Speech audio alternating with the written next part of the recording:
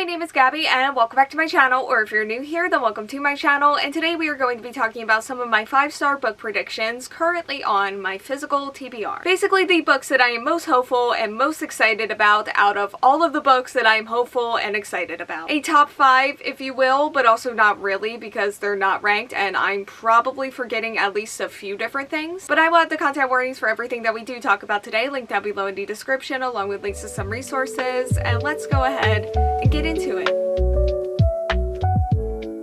Starting with Huntsman by Chloe Gong, which is the sequel to Fat Lady Fortune, which is the sequel to These Violent Delights and Our Violent Ends. And These Violent Delights is a Romeo and Juliet retelling that is set in 1920 Shanghai. There are rival gangs and a monster, and our main character has to team up with her first love, who is also her first betrayal. And together they have to set aside their guns and their grudges in order to stop all of the mayhem. While Fat Lady Fortune takes place after the events of Our Violent Ends in 1930 Shanghai, and follows our main character who, after a strange experiment saves her life, cannot age or die. She now uses her ability as an assassin for her country under the codename Fortune, and gets assigned to a mission to investigate a series of murders undercover with another spy, where they must pretend to be a married couple for the sake of their mission. One of these days, I'm going to sit down and make a list of all of the book series and sequels that I need to read and finish, and actually begin tackling that, but today is not that day, but Huntsman is one of those books. These Violent Delights and Our Violent Ends both got 5 stars from me, and Fat Lady Fortune continued that series. I really love that book as well. It also got 5 stars. And this is a sequel to that, and I do remember the ending of Fat Lady Fortune very vividly. Even though it has been a while, it has really stuck with me, and when I finished it, I remember thinking that I needed to continue on with it soon. And that is a thought that I still have to this day. Like, I need to continue on with this series soon. But yeah, this has one of my favorite cast of characters that I've ever read. There is an amazing atmosphere that I think perfectly delivers on what this series promises. I love Chloe Gong's writing style so much, and I'm extremely invested in this series. I don't want it to end, and that's probably why I've been putting it off for so long. And next up, we have Model Home by River Solomon. This follows 3 siblings from a family that when they moved into the neighborhood, they were the only black family. The neighbors acted nice enough, but strange, scary, and unexplainable things begin happening to them right away inside of their new home. But they refuse to abandon their home, and now as adults, the 3 siblings have all left, leaving their parents all alone in the house. However, when news of their parents' death arrives, all 3 siblings reunite to reckon with their family's past and present, and try to find out what happened while they were away, as their parents did not die a natural death. So I have really loved books in the past that have incorporated a house into the magic and the horror of it all. And also somewhere in here or on this book it says that this author really turns this trope on its head, and I really want and need to know what that means. I also really love The Deep by this author, and I feel like all of this author's books just sound really good, and I feel like I've heard really good reviews about them, and that does include this book as well, so I'm definitely thinking about reading this one in like the fall, maybe the winter. And I feel like I said this when I first hauled this book, but I could easily see this book being a huge top 10 favorite for me of whatever year I end up reading it in, and I am really planning for that to be this year. Next up, we have the Broposal by Sonora Reyes, and this follows our main character who has purposefully never been in love. However, he is coming to learn that the reasons why may be because of his fears of looking inward, whether that would be his sexuality or his anxiety surrounding being undocumented in an increasingly hostile environment. Which brings us to his roommate and best friend, who is stuck in a relationship with a woman who wants him to ditch our main character and marry her. And when she forces that decision on him, he breaks up with her, and when our main character loses his job that promised to sponsor his work visa, his roommate asks him to marry him, but neither of them are fully prepared for the very real feelings that begin to stir up. So I have read 2 other books by this author, the Luis Ortega Survival Club and the Lesbiana's Guide to Catholic School. And I ended up giving them both 5 stars, and not only did they get that rating from me, but both of these books have really carved themselves a place right into my heart. And I have a very large soft spot for them both, and just a lot of love. So really, I have no reason to think that The Broposal is going to be any different in that sense. It's also besties to lovers, and I need more of that in my life. This author has also been known to make me cry, sometimes at multiple points, so I'm also expecting to be feeling a lot of emotions, which is just going to attach me to the characters and the story and just the book as a whole even more, which is just how 5 stars happen. Next up is This Is How You Lose the Time War by Amal El-Mohtar and Max Gladstone. And this follows 2 rivals who are hell-bent on getting the best possible future for their warring factions. But then that rivalry becomes something more, something romantic that could change their past and their future. But there is still a war going on, and if discovered, it could mean both of their deaths. Not going to lie, this does feel like my most hopeful choice of the 5, because I feel like I am either going to really love or not be able to get into the writing style at all. Because I've heard it's really flowery, I've read reviews where people couldn't really get into it, but I've also really loved other like flowery writing styles in the past, and I've always had a really good feeling about this book. And I want to trust that feeling, so I am going to. And you know what? One of these days, I am going to end up giving a spacey sci-fi book 5 stars. It has to happen at some point. I really want it to happen, and I want it to be this book because why not? Because I also do really love the vibes of like a spacey sci-fi, and I am extremely excited to see the sci-fi in this book. But let's also face it, I am here for the romance and the angst, just all of it. And I also just really love the title. Like, I am really hoping that I am picking up on what is hopefully a tone based on the title that will hopefully be present throughout the story, because I am really gelling with that. And finally, we have The Moth Keeper by Kay O'Neill. And this is a middle grade fantasy graphic novel that follows our main character, who is a moth keeper who protects the lunar moths that allow the flower that her village needs to continue thriving to bloom once a year. And our main character is super excited to fulfill that duty and prove her worth and show her gratitude to her friends through her actions. But being a moth keeper may just not be everything that she's always thought that it would be. I have read all 3 T-Dragon books and also A Song for You and I by this author, and I fell in love with all of them in a way that I am really grateful for, because they felt so comforting and cozy and honestly more than a little bit healing, all while having some of my favorite fantasy aesthetics and just overall art styles that I have ever laid my eyes on. And this has that art style, and I'm assuming it's also going to be beautiful and cozy and cute. And that's pretty much that. I'm also really feeling the fall for this one because of the scarf that the character is wearing on the cover, and also just kind of the colors. And yeah, I have no reason to think that I wouldn't